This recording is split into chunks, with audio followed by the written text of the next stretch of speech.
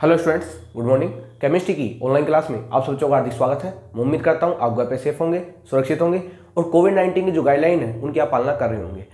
फिलहाल हम जो बात कर रहे थे वो बात कर रहे थे चैप्टर सेकंड। उस चैप्टर का नाम था एटॉमिक स्ट्रक्चर। और इस चैप्टर में काफ़ी सारी बातें मैंने आपके साथ डिस्कस कर ली। शायद उम्मीद कर रहा हूँ वो बातें आपको समझ में आ भी रही होंगी और आप उनकी प्रैक्टिस कर भी रहे होंगे। फिलहाल मैं आपसे ये कहूँगा कि जो भी चैप्टर आपको पढ़ाया जा रहा है उसके जो भी टॉपिक आपको सिखाए जा रहे हैं उनको आप तरीके से सीखो, समझो और उनके डाउट सोल्व करो। और फिर भी अगर आपको कोई प्रॉब्लम आती है तो मैंने आपसे बताया था आप व्हाट्सएप के द्वारा या कॉल करके मुझसे पूछ सकते हो। मैं इमीडिएटली आपके जो डाउट हैं उनका सॉल्यूशन कर दूंगा, ठीक है। क्योंकि जब तक ऑफलाइन क्लास हमारी स्टार्ट नहीं हो जाती तब तक आपके पूछने का एक ही एक माध्यम है, ओनली फॉर ऑनलाइन या व्हाट्सएप या कॉलिंग, जो भी आप करना चाहो।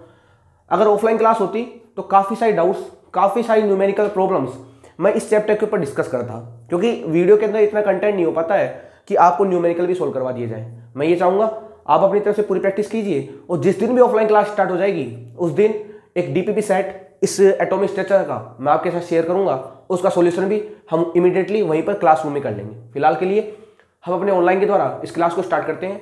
फिलहाल जो हम बात कर रहे थे वो बात कर रहे थे इलेक्ट्रोमैग्नेटिक वेव के बारे में। मैंने आपको बताया था वेव क्या होती है। Wave is the mode of energy transfer. Wave कुछ नहीं होती, वेव तो ऊर्जा के स्थानांतरण का तरीका होता है।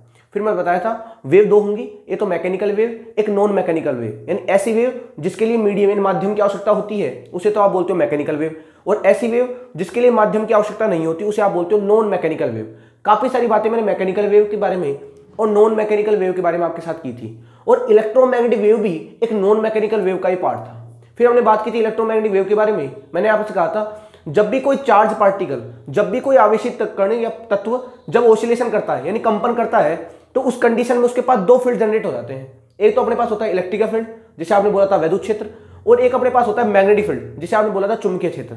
और ये दोनों फील्ड जो है, ये दोनों जो क्षेत्र हैं वो आपस में होते हैं परपेंडिकुलर यानी आपस में होते हैं लंबवत। उस टाइम जो वेव बनेगी उस वेव को बोला था आपने इलेक्ट्रोमैग्नेटिक वेव, यानी उसको बोलते हैं वैद्युत चुंबकीय तरंग, ठीक है।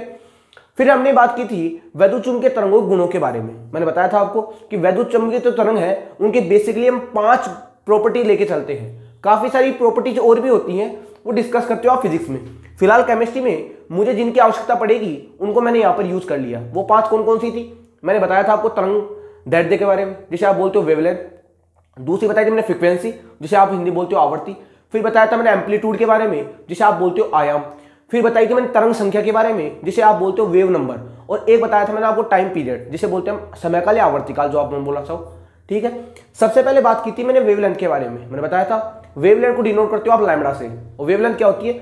दो क्रमागत सुरंग और दो क्रमागत गर्तों के मध्य की जो दूरी होती है उसे आप बोलते हो लैम्बडा। सुरंग क्या होते हैं? जो वेव का जो उभार होता है उसे आप बोलते हो सुरंग, और जो नीचे वाला एरिया होता है उसे आप बोलते हो गर्त, ठीक है। फिर मैंने बताई थी आपको फ्रीक्वेंसी के बारे में कि किसी भी बिंदु से 1 सेकंड में कितनी वेव जा रही है वही कहलाएगी उसकी फ्रीक्वेंसी। फ्रीक्वेंसी की यूनिट क्या थी? आप सेकंड इनवर्स ले लो, साइकिल पर सेकंड ले लो, हर्ट्ज ले लो, एनीथिंग आप कोई सी भी ले सकते हो उसके अंदर। मैंने आपके साथ सब डिस्कस कर लिया था। फिर मैंने बात की थी एम्पलीट्यूड यानी आयाम के बारे में। मैंने बताया था आयाम क्या होता है कि जो अपने पास सुरंग और गर्त की जो ऊंचाई होती है उसे आप बोलते हो आयाम। और काफी सारे रिलेशन मैंने इस कॉन्सेप्ट के अंदर आपके साथ डिस्कस किए थे। इसके अलावा मैंने आपको तरंग संख्या के बारे में बताया था कि तरंग संख्या क्या होती है? लैम्बडा के व्युत्क्रमानुपाती होगी। यानी मैं कहूंगा तरंग दैर्ध्य के व्युत्क्रमानुपाती को क्या बोलते हैं? Wave number. यानी न्यू बार बराबर क्या होता है? न्यू बार बराबर होता है 1/लैम्बडा। इसे बोलते हो आप वेव नंबर। बातें क्लियर है? इसे बोलते हो आप वेवलेंथ। यानी वेव नंबर क्या होता है? वेवलेंथ का व्युत्क्रमानुपाती होता है।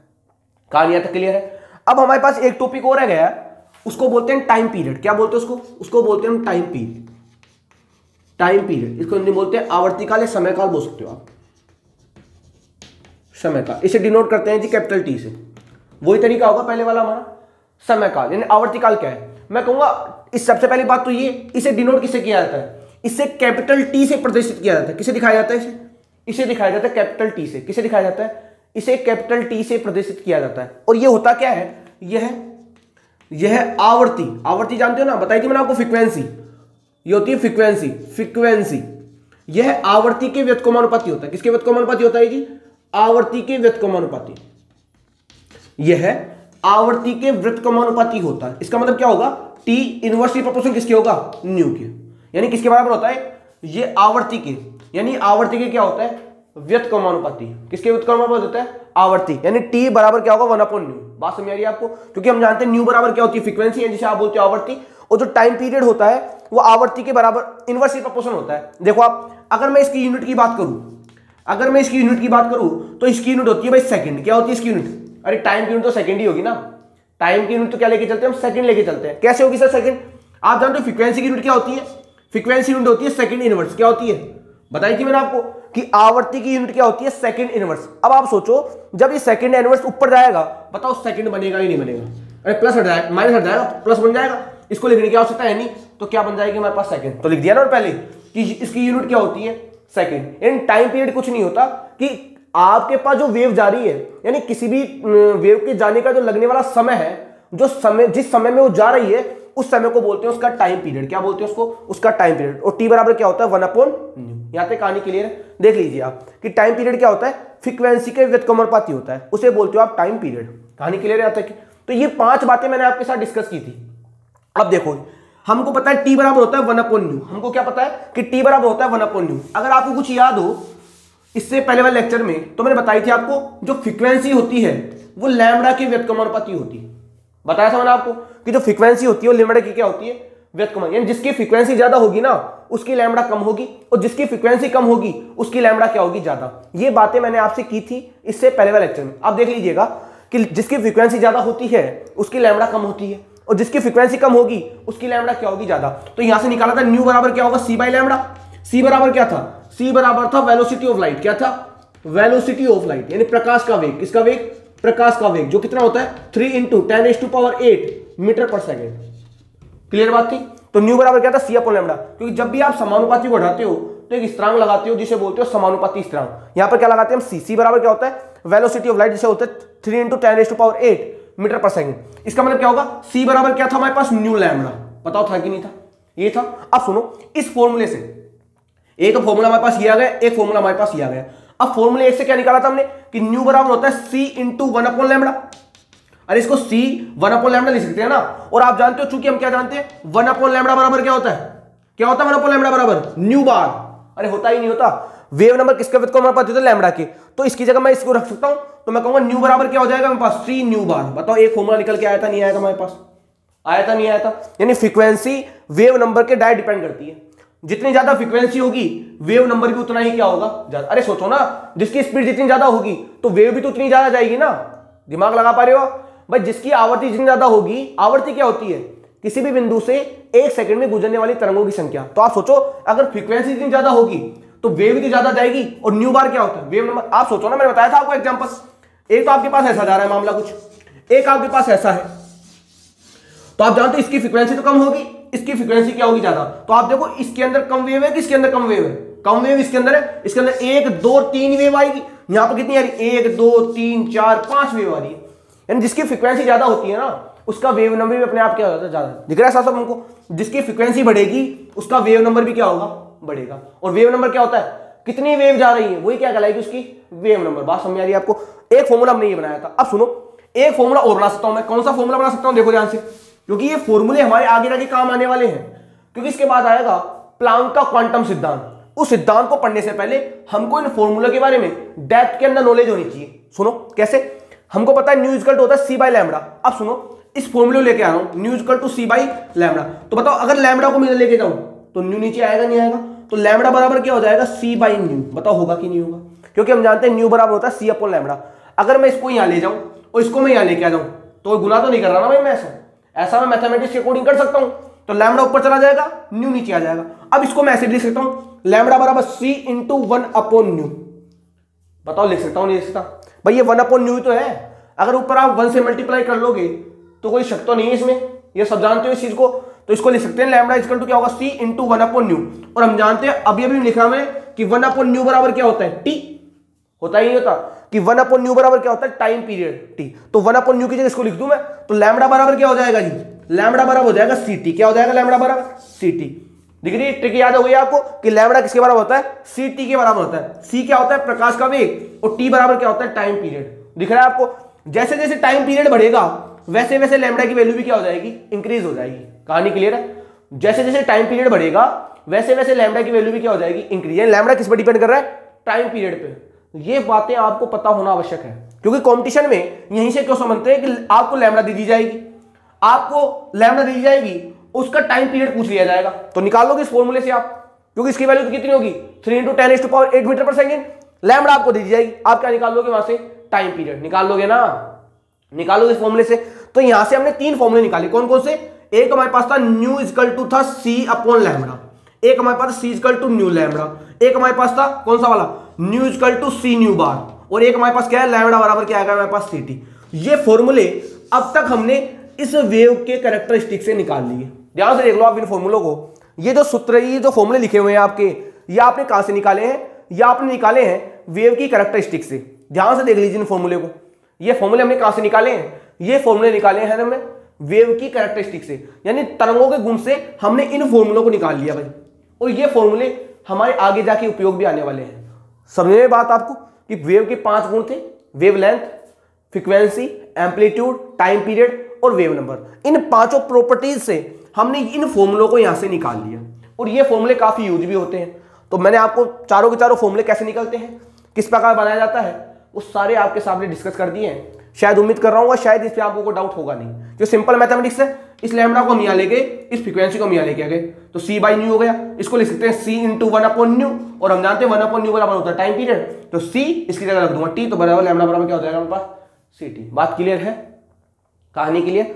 तो ये बातें थी वेव की कैरेक्टरिस्टिक्स के बारे में, यानी ये जो कहानी थी वो तरंगों के गुण के बारे में थी। अब बात करनी इससे आगे की हमको, क्योंकि इन फॉर्मूलों की हमको आगे आवश्यकता पड़ने वाली है, तो मैं आप ये ध्यान रखना इन फॉर्मूले को आपको याद होना चाहिए, क्योंकि ये फॉर्मूले प्लांक की क्वांटम थ्योरी में, यानी प्लांक के क्वांटम सिद्धांत में काफी उपयोग में आने वाले हैं। कहानी क्लियर। अब बात करता हूं इससे आगे की। ये कहानी हो गई वेव के तरंगों के गुणों की कहानी हो गई समाप्त, यानी हमने तरंग के बारे में सीख लिया कि जो इलेक्ट्रोमैग्नेटिक वेव होती है उस वेव में कौन कौन से गुण पाए जाते हैं, और उन गुणों के आधार पर हम कौन कौन से फॉर्मूले डेवलप कर सकते हैं जो हमारे एटॉमिक स्ट्रक्चर चैप्टर में उपयोग में होने वाले हैं।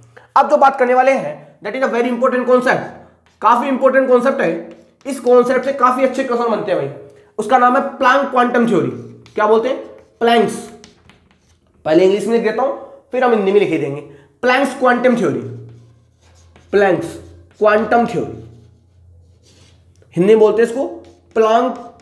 पढ़ा होगा प्लांक क्वांटम सिद्धांत, प्लांक का क्वांटम सिद्धांत पढ़ा होगा आपने, खूब 9-10 में चलता है प्लांक का क्वांटम सिद्धांत। शॉर्ट में बोलते हैं उसको PQT, शॉर्ट में क्या बोलते हैं PQT, Planck's quantum theory, Planck का क्वांटम सिद्धांत। क्या लिखा हुआ है, प्लांक क्वांटम सिद्धांत। देखो पहली बात तो ये नाम लिखा हुआ है प्लांक क्वांटम थ्योरी। सबसे पहले बात करूंगा क्वांटम की कि सर ये क्वांटम क्या होता है। भाई सबसे पहले समस्या तो हमारे सामने ये आएगी, सर ये क्वांटम क्या है, यहां पर क्वांटम का मीनिंग है क्या, क्वांटम का मतलब होता क्या है, पहले वो सिखाया जाएगा आपको। दूसरी बात हम कहेंगे प्लांक के बारे में। भाई जो प्लांक तो जो है वो देने वाला साइंटिस्ट है, भाई नाम लिखा हुआ है प्लांक क्वांटम थ्योरी, प्लांक तो देने वाला साइंटिस्ट है। अब क्वांटम क्यों बोलते हैं वो डिस्कस तो कर लिया जाएगा अभी जब थ्योरी पढ़ेंगे हम।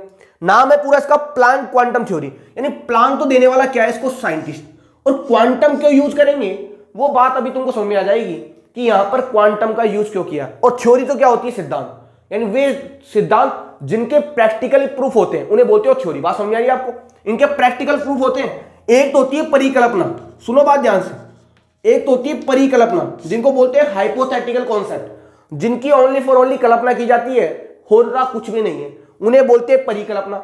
और ये है सिद्धांत जो थ्योरेटिकल अप्रोच पर लगते हैं, उन्हें बोलते हैं सिद्धांत। तो सिद्धांत और परिकल्पनाओं में अंतर होता है भाई। परिकल्पना क्या होती है, जस्ट लाइक इमेजिन दैट, कि आपने किसी चीज की कल्पना कर ली, अब ऐसी होगी थोड़ी, उसे तो बोलते हो परिकल्पना। और सिद्धांत क्या है, जो प्रैक्टिकली करके देखे गए हैं, उनका प्रैक्टिकली प्रूफ है, उन्हें बोलते हैं थ्योरी। बात समझ आई, थ्योरी और परिकल्पना में अंतर क्या होता है, इन्हें बोलते हैं इंग्लिश में पोस्टुलेट, पोस्टुलेट बोलते हैं इनको इंग्लिश में, इन्हें क्या बोलते हैं हम, थ्योरी। बात समझ आई आपको, प्लैंक्स क्वांटम थ्योरी। अब बात करते हैं प्लैंक की क्वांटम थ्योरी है क्या। सबसे पहली बात तो ये, इसको देने वाला साइंटिस्ट कौन था भाई, प्लैंक, और जो थ्योरी दी गई उसे बोला गया प्लैंक क्वांटम थ्योरी। अब सुनो प्लैंक ने क्या कहा। प्लैंक ने कहा भाई हम बात कर रहे थे इलेक्ट्रोमैग्नेटिक वेव की, हमको क्या पता कि जब आवेशित कण चक्कर लगाता है तो उसके पास दो नेचर होती है। कौन कौन सी नेचर, एक तो होती है वेव नेचर, कौन सी नेचर होती है, वेव नेचर, और एक हमारे पास होती है पार्टिकल नेचर। कौन सी नेचर होती है? Particle nature. इसको तो बोलते हैं कणीय प्रकृति, हिंदी में क्या बोलते हैं? कणीय प्रकृति। और इसे क्या बोलते हैं हम? तरंग प्रकृति। उसकी तो बात कर रहे थे हम, द्वैत प्रकृति की। हमारी पहली हेडिंग का नाम क्या था? विद्युत चुंबकीय विकिरणों की द्वैत प्रकृति, जिसमें से हमने एक प्रकृति देख ली। कौन सी देख ली हमने? तरंग प्रकृति के बारे में। अभी तक हम जो सीख के आए हैं वो तरंग के बारे में सीख के आए हैं। अब हम किसकी बात करेंगे? हम बात करेंगे पार्टिकल नेचर के बारे में, यानी हम बात करेंगे कणीय प्रकृति के बारे में, कि जो कण जो चार्ज पार्टिकल जब कंपन करता है तो उसमें कणीय प्रकृति किस प्रकार होती है। यानी हमको किसके बारे में बात करनी है? पार्टिकल नेचर के बारे में। तो पहली बात तो ये, प्लांक का जो क्वांटम सिद्धांत है या प्लांक की जो क्वांटम थ्योरी है वो किसके बारे में बताती है? पार्टिकल नेचर के बारे में। वो बताती है कणीय प्रकृति के बारे में। किसके बारे में बताती है? कणीय प्रकृति के बारे में। बात समझ आ रही है आपको कि प्लांक का जो क्वांटम सिद्धांत जो दिया गया था वो किसके लिए दिया गया था? कणीय प्रकृति के लिए। किसके लिए दिया गया था? कणीय प्रकृति के लिए। अब सुनो क्या कहता है ये। क्या कहता है? ये कहता है कि ये आपके पास सरफेस है। ये कहता है ये आपके पास क्या है जी? सरफेस है। सरफेस जानते हो, धरातल जिसको आप बोलते हो। कहता है जब भी सरफेस पर कोई भी जब एनर्जी आएगी, जब भी सरफेस पर कोई भी जब ऊर्जा आएगी तो वो वेव के रूप में नहीं आएगी। यानी ये वेव की बात नहीं करता, ध्यान सुनना बात को। इसने वेव के बारे में कुछ भी नहीं कहा, क्यों? वेव के बारे में हम पहले पढ़ चुके हैं। इसने कहा जब भी ऊर्जा आती है, जब भी कोई ऊर्जा आती है तो वो तरंग के रूप में नहीं आती, वो छोटे छोटे बंडलों में आती। क्या कहता है कि जब भी कोई एनर्जी आएगी वो छोटे छोटे बंडलों में आएगी। तो कैसे आएगी? छोटे छोटे बंडलों में, ऐसे आएगी, छोटे छोटे बंडलों में आती है। और छोटे छोटे बंडलों में क्या होती है? बाहर जाती है। क्योंकि आप जानते हो लॉ ऑफ एनर्जी कंजर्वेशन, ऊर्जा का नियम जानते हो, ऊर्जा संरक्षण का नियम, कि ऊर्जा को ना तो उत्पन्न किया जा सकता है और ना ही नष्ट किया जा सकता है। वो कहता है जब भी ऊर्जा आएगी तो वो तरंग के रूप में नहीं आएगी, वो छोटे छोटे बंडलों में आएगी, यानी एक साथ नहीं आएगी। जैसे मान लो अगर आपके पास 10 किलो जूल एनर्जी है, अगर आपके पास 10 किलो जूल एनर्जी है तो जो 10 किलो जूल एनर्जी है वो ऐसे नहीं आएगी तरंग के रूप में, वो आएगी छोटे छोटे बंडलों में, ऐसे वो आएगी छोटे छोटे बंडलों में। देखो डायग्राम को बनाने का तरीका है। मैंने इस डायग्राम को ऐसे क्यों बनाया? मैं चाहता तो उसको ऐसे बना सकता था, मैं चाहता तो इस डायग्राम को ऐसे ना बना के ऐसे बना देता, लेकिन ये डायग्राम अकॉर्डिंग टू कॉन्सेप्ट गलत होगा भाई। क्यों गलत होगा? क्योंकि आपने कहा है, किसने कहा है? प्लांक ने। प्लांक ने कहा है जब भी सरफेस के ऊपर कोई ऊर्जा आती है तो जो ऊर्जा आ रही है वो छोटे छोटे पैकेट्स में आ रही है, छोटे छोटे बंडलों में आ रही है। अगर आपने ऐसे बना दिया, इसका मतलब जो ऊर्जा आ रही है वो लगातार आ रही है, एक साथ आ रही है, जबकि ऊर्जा तो ऐसे आती ही नहीं है। ऊर्जा कैसे आती है? छोटे छोटे पैकेट्स में। यानी हमेशा जब ऊर्जा आती है तो छोटे छोटे पैकेट्स में आती है। ये छोटे छोटे पैकेट्स, इनको बोलते हैं, इन पैकेटों को बोलते हैं फोटोन। क्या बोलते हैं इन्हें? इन्हें बोलते हैं फोटोन, या इन्हीं का दूसरा नाम होता है क्वांटा। इन्हीं को क्या बोलते हैं हम? क्वांटा। क्या बोलते हैं इसको? इसको बोलते हैं हम क्वांटा। सुनो बात ध्यान से। वो कहता है जब भी कोई एनर्जी सरफेस के ऊपर आती है, जब भी कोई एनर्जी सरफेस के ऊपर आती है तो एनर्जी वेव के रूप में ना आकर छोटे छोटे पैकेट या छोटे छोटे बंडलों के रूप में आती है। उन एनर्जी के बंडलों को क्या बोलते हैं? फोटोन, या उन्हें बोलते हैं क्वांटा। इसलिए इस थ्योरी का नाम क्या दिया गया? Planck's quantum theory. बात समझ आ रही है आपको कि क्वांटा वर्ड क्यों यूज किया और क्वांटा का मतलब क्या होता है? वो भी मैं एक दैनिक जीवन के एग्जांपल से आपको एक्सप्लेन कर दूंगा कि क्वांटाइजेशन का मतलब होता क्या है।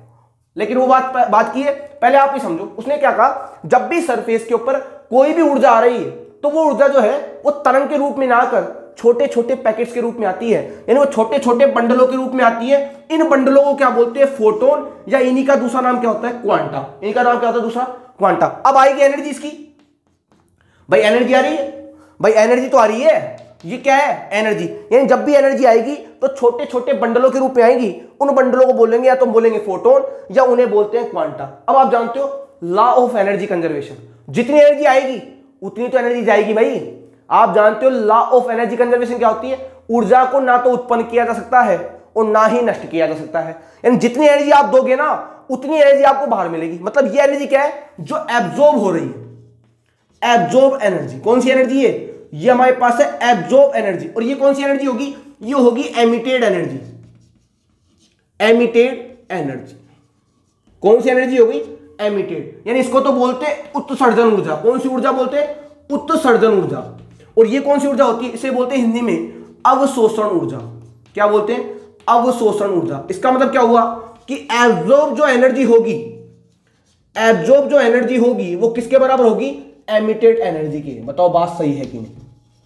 According to law of energy conservation, ऊर्जा के संरक्षण नियम के अनुसार जितनी ऊर्जा आपको मिलेगी उतनी ही ऊर्जा ट्रांसफर होगी। ध्यान रखना, अगर आपने 10 किलो जूल एनर्जी ली है तो अगर आप काम करोगे तो आपकी कितनी ऊर्जा रिलीज होगी, 10 किलो जूल। चाहे आपने कितना ही वर्क किया हो, जितनी एनर्जी आप लोगे उतनी ही एनर्जी आप दोगे, क्योंकि हमने पढ़ा है ऊर्जा को ना तो आप उत्पन्न कर सकते हो और ना ही आप नष्ट कर सकते हो। यानी यहां पर लॉ ऑफ एनर्जी कंजर्वेशन लगेगा। कैसे लगेगा अभी बात समझ में आ जाएगी आपको। लेकिन आप समझो कि प्लांक ने क्या कहा था, प्लांक ने कहा था जब भी ऊर्जा आएगी तो ऊर्जा तरंग के रूप में ना कर छोटे छोटे पैकेट्स या छोटे छोटे बंडलों के रूप में आएगी। उन बंडलों को बोलते फोटोन या उन्हें बोलते क्वांटा। इसलिए इस थ्योरी का नाम रख दिया प्लांक क्वांटम थ्योरी। इन्हें क्या रख दिया, प्लांक क्वांटम थ्योरी। बात सुन मेरी, अब सुनो। मान लो कि ये जो एनर्जी आ रही है, इसकी एनर्जी मान लो कि अपने पास क्या है, इसकी एनर्जी कितनी है अपने पास, मान लो 10 जूल है। कितनी एनर्जी अपने पास, यानी जो एनर्जी आ रही है ये टोटल जो एनर्जी इधर की वो अपने पास है 10 जूल। तो बताओ इधर से जो एनर्जी जाएगी वो भी कितनी होगी, 10 जूल होगी कि नहीं होगी। यानी जितनी एनर्जी आप लोगे उतनी ही एनर्जी आपको मिलेगी, ना तो एनर्जी बढ़ेगी ना ही एनर्जी घटेगी। सुन लेना इस बात को ध्यान से, क्योंकि इस कॉन्सेप्ट के ऊपर 2 इंपॉर्टेंट कॉन्सेप्ट टिके हुए हैं। उन कॉन्सेप्ट को पढ़ने से पहले आपको पता होना चाहिए लॉ ऑफ एनर्जी कंजर्वेशन, यानी ऊर्जा संरक्षण का नियम। Energy not be created and not be destroyed, यानी ऊर्जा को ना तो आप उत्पन्न कर सकते हो ना ही नष्ट कर सकते हो। इस कॉन्सेप्ट के आधार पर मैं अभी 2 इंपॉर्टेंट पॉइंट आपको बताऊंगा, वो पॉइंट आपको क्लियर हो जाएंगे। सुनो पहले बात, उससे पहले प्लांक ने क्या कहा कि आपके पास सरफेस है, इस सरफेस पे जो ऊर्जा आ रही है वो ऊर्जा लगातार नहीं आ रही, वो छोटे छोटे पैकेट्स के रूप में आती है। उन पैकेट्स को क्या बोलते हो आप, फोटोन या उन्हें बोलते हैं हम क्वांटा। बातें क्लियर है, उन्हें बोलते हैं फोटोन या उन्हें बोलते हैं क्वांटा। इसलिए थ्योरी का नाम क्या रख दिया, प्लांक क्वांटम थ्योरी। और आप जानते हो जितनी एनर्जी आप लोगे उतनी ही एनर्जी आपको मिलेगी। जो एनर्जी बाहर जा रही है उसे बोलते हैं एमिटेड एनर्जी, और जो एनर्जी अंदर आ रही है उसे बोलते हैं एब्जॉर्ब एनर्जी। और आप जानते हो जितनी एनर्जी अंदर जाएगी उतनी एनर्जी क्या जाएगी बाहर, यानी एब्जॉर्ब एनर्जी किसके बराबर हो जाएगी, emitted energy, according to Planck quantum theory. बात समझ आ रही है। अब सुनो प्लैंक ने क्या कहा, प्लैंक ने कहा कि जो एनर्जी है वो फोटोन की फ्रीक्वेंसी के समानुपाती होती है। सुनो क्या कहा उसने कि ये जो एनर्जी आ रही है ये क्या है, फोटोन ही है। उसने कहा ये जो फोटोन की एनर्जी है इस फोटोन की फ्रीक्वेंसी यानी इस फोटोन की आवृत्ति के समानुपाती होती है। ये बात किसने कही, ये बात कही प्लांक ने। अब सोचो आपकी एनसीईआरटी ने बस ये लाइन लिखी हुई है, इस लाइन से हम देखो कितनी लाइन बना के निकाल लेंगे। उसने कहा कि जो एनर्जी आ रही है ना, ये जो फोटोन की एनर्जी है इस फोटोन की फ्रीक्वेंसी के क्या है, समानुपाती है। किसके समानुपाती है, ये जो एनर्जी आ रही है ये एनर्जी इस फोटोन की फ्रीक्वेंसी के क्या है, समानुपाती। ये न्यू क्या होती है, जानते हो न्यू क्या है, फ्रीक्वेंसी, जिसे आप बोलते हो हिंदी में आवृत्ति। और ई बराबर क्या है, एनर्जी। ई बराबर क्या है, एनर्जी। प्लांक ने क्या कहा, एनर्जी आ तो बंडलों में रही है लेकिन जो एनर्जी है वो किस पर डिपेंड कर रही है, फ्रीक्वेंसी पर, यानी एनर्जी आवृत्ति के क्या होती है, समानुपाती। अब सोचो जब भी आप इसको हटाओगे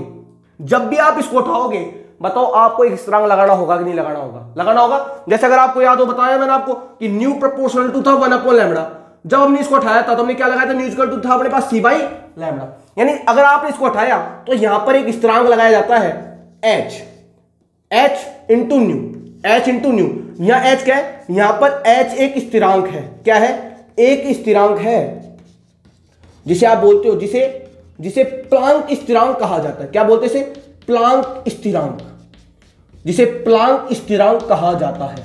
क्या कहा जाता है, प्लांक कांस्टेंट। इसे क्या बोलते हैं, प्लांक कांस्टेंट। इसकी वैल्यू कितनी होती है, इस h की वैल्यू होती है भाई 6.626 इंटू 10⁻⁻34 जूल इंटू सेकेंड। कितनी होती है, 6.626 इंटू 10⁻⁻34 जूल इंटू सेकेंड। ध्यान रखना जूल पर सेकेंड नहीं है, जूल पर सेकेंड होती है पावर की यूनिट यानी ऊर्जा की यूनिट। ये क्या है, जूल इंटू सेकेंड।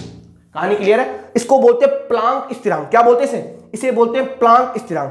कहानी क्लियर है। यानी ई बराबर क्या हो जाएगा हमारे पास, एच न्यू। ई बराबर क्या होगा, एच न्यू। ये बात किसने कही, ये बात कही प्लांक ने। प्लांक ने क्या कहा कि जो एनर्जी आ रही है ना, जो एनर्जी आ रही है वो एनर्जी किस पर डिपेंड करेगी, उस फोटोन की फ्रीक्वेंसी पर। यानी जितनी ज्यादा फ्रीक्वेंसी होगी एनर्जी भी उतनी ही क्या होगी, ज्यादा। ये बात किसने कही, ये बात कही प्लांक ने। यानी energy is direct proportional to nu. और अगर आपने इसको हटाया तो ए बराबर हो जाएगा एच न्यू। और यहां पर एच क्या है, यहां पर एच एक स्थिरांक है जिसे बोलते हो प्लांक स्थिरांक। क्या बोलते हो आप, प्लांक स्थिरांक। अब सुनो चूंकि हम जानते हैं, हम क्या जानते हैं, न्यू बराबर क्या होता है, सी बाई लैम्बडा।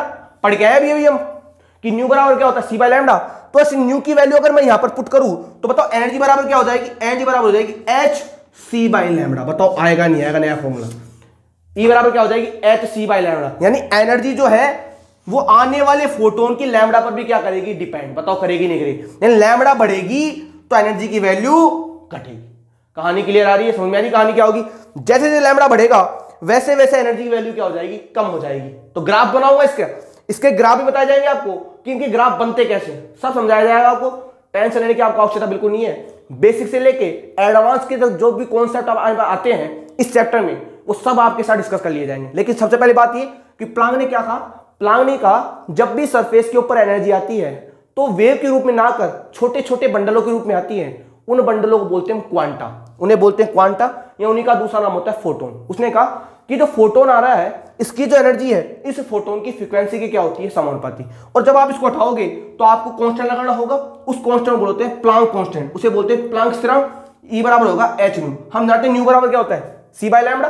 पढ़ के आए हम। तो यहां से न्यू की वैल्यू पुट करूंगा तो ई बराबर क्या हो जाएगा, एस सी बाई लैम्बडा। यानी एनर्जी किस पर डिपेंड करने लग गई अब, लैम्बडा पे। अब सोचो लैम्बडा भी तो था अपने पास। अभी हमने जो पिछले वाले लेक्चर थे उसमें हमने लैम्बडा की बात भी की थी, टाइम पीरियड की बात की थी, फ्रीक्वेंसी की बात की थी, वेव नंबर की बात की थी। तो मैं सारी रिलेशन यहां से बना के लेके आऊंगा क्योंकि एनसीईआरटी ने तो केवल ये लिखा हुआ है कि ई प्रोपोर्शनल टू न्यू। लेकिन हम इस फॉर्मूले से काफी सारे फॉर्मूले डिराइव कर लेंगे। कैसे डिराइव होंगे वो बातें आपको क्लियर हो जाएंगी, उसकी टेंशन आपको लेने की आवश्यकता नहीं है। वो सारे फॉर्मूले मैं बना दूंगा आपके सामने, कैसे बनेंगे वो सब आपको पता लग जाएगा। लेकिन प्लांक की क्वांटम थ्योरी क्या है, एनर्जी कैसे आएगी, छोटे छोटे बंडलों में, और इन बंडलों को क्या बोलेंगे, फोटोन। और एक बात ध्यान रखना, जितनी एनर्जी आएगी उतनी ही एनर्जी जाएगी। यानी ना तो एनर्जी बढ़ेगी ना ही एनर्जी घटेगी, according to law of energy conservation. यानी ऊर्जा के संरक्षण नियम के अनुसार ऊर्जा को ना तो आप उत्पन्न कर सकते हो ना ही आप नष्ट कर सकते हो। कैसे, जैसे मान लो मैं एग्जांपल दूं आपको, कैसे, जैसे मान लो आपको एग्जांपल दिया जाए कि आपके पास ये सरफेस है, इस सरफेस में मान लो ये वेव आ रही है, आ गई। इसकी एनर्जी कितनी है अपने पास, मान लो इसकी एनर्जी अपने पास है 10 जूल। कितनी एनर्जी अपने पास, 10 जूल। आ तो बंडलों में रही है, बता दिया, मैं बताने का तरीका बता दिया आपको। इसकी एनर्जी कितनी है, 10 जूल। अब मान लो यहां जब टकराई तो यहां से 2 फोटोन बाहर हुए। कितने फोटोन बाहर हुए, 2। भाई ये भी तो फोटोन था और ये भी फोटोन था, तो यहां से एक फोटोन आया और यहां से कितने फोटोन बाहर हुए, 2। भाई यहां से तो एक फोटोन आया जिसकी एनर्जी कितनी, 10 जूल, और यहां से कितने फोटोन बाहर हो गए, 2। अब मान लो इसकी एनर्जी अपने पास 5 जूल है। इस फोटोन के, इसको मान लिया E1, इसको मान लिया अपने E2, यानी इस फोटोन की एनर्जी कितनी हमारे पास, 5 जूल। तो बताओ इस फोटोन की एनर्जी कितनी होगी, कितनी होगी, 5 जूल ही तो होगी, क्योंकि हमारे पास आ कितनी है, 10 जूल हमारे पास आई है, तो मिलेगी कितनी हमको, 10। अगर एक ही 5 है तो दूसरे की अपने आप कितनी हो जाएगी, 5। अगर मान लो इसकी 7 होती तो 3 हो जाती। अगर इसकी अपने पास 7 होती तो बताओ इसकी अपने पास 3 होती ही नहीं होती, according to law of energy conservation.